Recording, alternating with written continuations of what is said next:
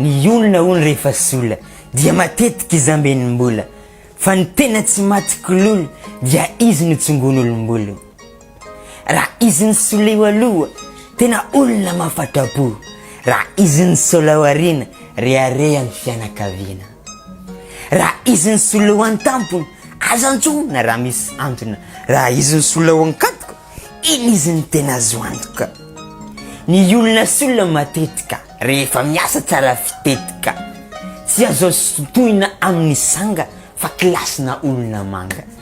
Ary izy raha sola tanteraka tsy hitana anisan'olona reraka, ka raha tianao ny ho ambenimbola dia mivavaha ho anisan'olo sola. Dosala tiara.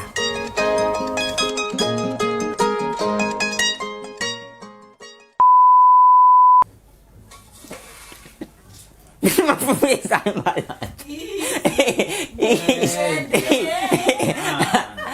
Pumesa malan. Pumesa malan.